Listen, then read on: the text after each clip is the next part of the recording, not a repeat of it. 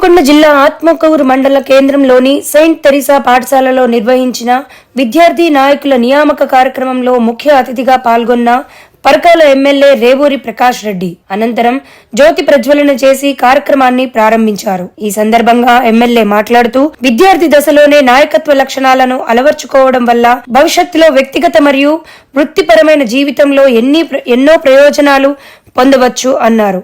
విద్యార్థి నాయకులు పాఠశాల నియామకాలు విలువలు పాటిస్తూ తమ బాధ్యతలు నిర్వహించాలి అన్నారు. నాయకత్వం కేవలం రాజకీయ రంగానికి పరిమితం కాదని అన్ని రంగాల్లో నాయకత్వ లక్షణం వ్యక్తి ఎదుగుదలకు ఎంతో దోహదపడుతుంది అన్నారు. విద్యార్థుల్లో నాయకత్వ లక్షణాలు ఉన్నప్పుడే వారు భవిష్యత్తులో అన్ని ఒడిదుడుకులను ఎదుర్కొని ధైర్యంగా నిలబడగలరు అని అన్నారు. అంటే పొలిటీషియన్స్ గుర్తుకొస్తారు, కానీ అది కరెక్ట్ కాదు. 10 మందికి మార్గనిర్దేశకుడిగా ఉండడం, అదేవిధంగా 10 మందికి తన ఆదర్శంతో పాటుగా ఒక క్రమశిక్షణ, అదేవిధంగా తను ఎన్నుకున్న రంగంలో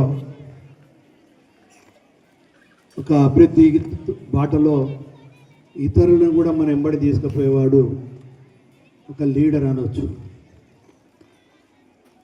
మరీ ముఖ్యంగా విద్యార్థి దశ నుండే ప్రతి ఒక్కరిలో ఈ యొక్క తత్వం, ఈ యొక్క ఆలోచన, ఈ యొక్క లీడర్షిప్ క్వాలిటీస్ పెంపొందించుకోవాల్సిన అవసరం ఉంది.